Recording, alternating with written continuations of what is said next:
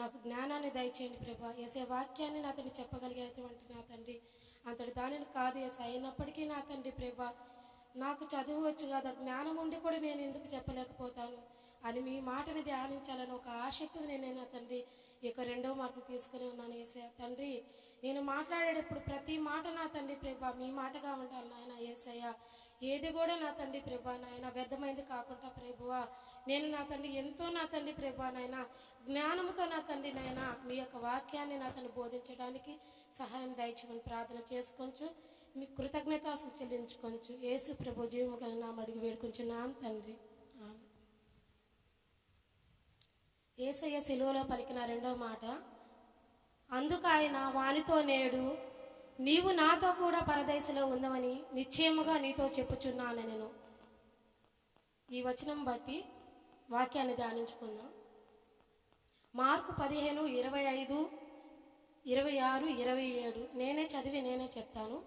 ఆయనను సిలువ వేసినప్పుడు పొగలు 9 గంటలు ఆయను మరియు యూదుల రాజైన యేసు అని ఆయన మీద మోపబడిన నేరమును వ్రాసి పైగా నుంచిరి. మరియు కుడివైపున ఒకరును ఎడమవైపు ఒకరును 2 బందిపోటు దొంగలను ఆయనతో కూడా సిలువ వేసిరి. యేసును సిలువ వేయబడినప్పుడు ఆయనతో పాటు 2 దొంగలను ఉండెను. అయితే వీరిద్దరు దొంగలు కూడా నేరము చేసి నేరానికి పాత్రులైన వారు. అయితే యేసయ్య వారి ఇద్దరి మధ్యలో ఉన్నప్పుడు వీరిద్దరూ ఆయనను చూచి, ఈయన కూడా ఏదో నేరం చేసినట్టున్నాడు, ఈయన చేసిన నేరము చాలా పెద్దదయ్యే ఉంటున్నట్టుంది, మన లెక్కన ఈయన కూడా నేరస్తుడేను అని ఆయనను చూచి మాట్లాడుకుంటున్నారు. అయితే అప్పుడు ఆ మార్గము మత్తయి 27:39 అప్పుడు ఆ మార్గమున వెళ్ళుచున్న వారు తలలోచుచు ఇట్లా అనేను, దేవాలయమును పడగొట్టి మూడవ దినములలో కట్టువాడా, నిన్ను నీవే రక్షించుకొనుము, నీవు దేవుని కుమారుడివైతే సిలువ మీద నుండి దిగుమని చెప్పుచు ఆయనను దూషించిరి.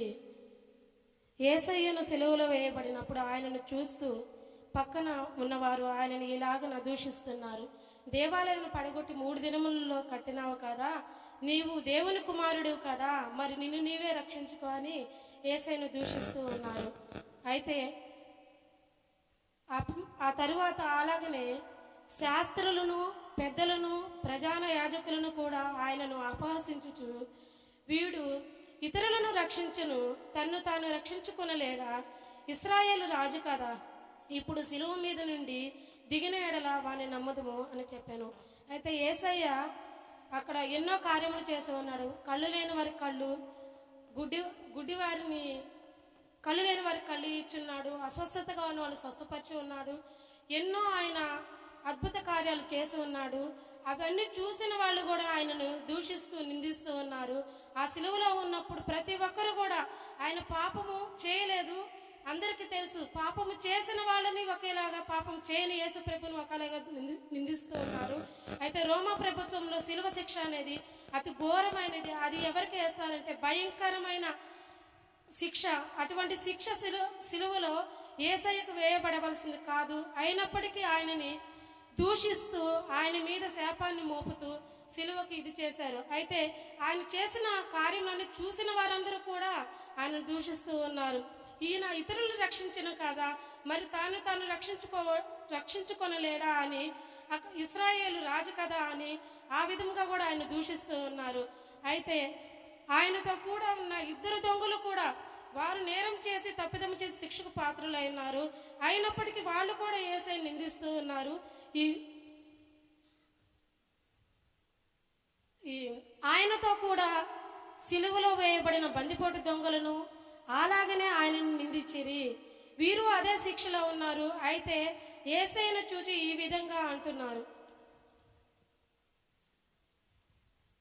లూకా 23:39 వ్రేలాడదీయబడిన ఆ నేరస్తులలో ఒకడు ఆయనను దూషించుచు, నీవు క్రీస్తువు కదా, నిన్ను నీవు రక్షించుకొనుము, మమ్మను కూడా రక్షించమని చెప్పాను.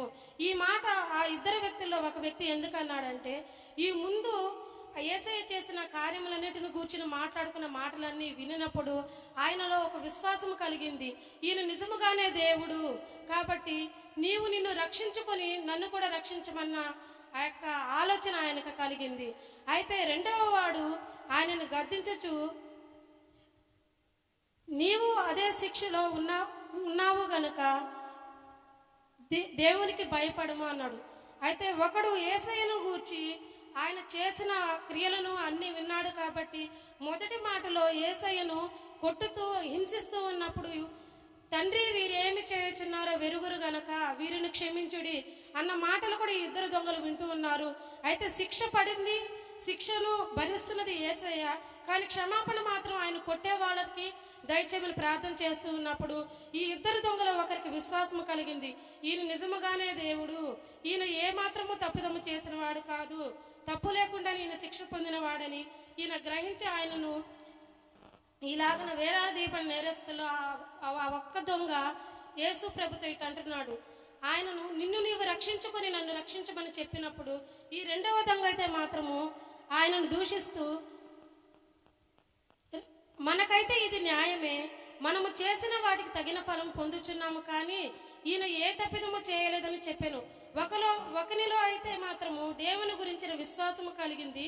అయితే అతను ప్రాయశ్చిత్త పడుతూ, మనమైతే తప్పు చేస్తున్నాము, ఇది మనకు న్యాయమే, కానీ ఆయన ఏ తప్పిదము చేయలేదు కాబట్టి ఇది ఆయనకి సరికాదు అని చెప్పినప్పుడు ఈ యొక్క లాస్ట్లో ఈ యొక్క విశ్వాసం కలిగిన ఆ యొక్క కుడివైపున ఉన్న దొంగ యేసు ప్రభులతో ఇలాగనే మాట్లాడుచున్నాను, ఆయనను చూచి, యేసు నీవు నీ రాజ్యంలోనికి వచ్చినప్పుడు నన్ను కూడా జ్ఞాపకం చేసుకునము అని చెప్పాను.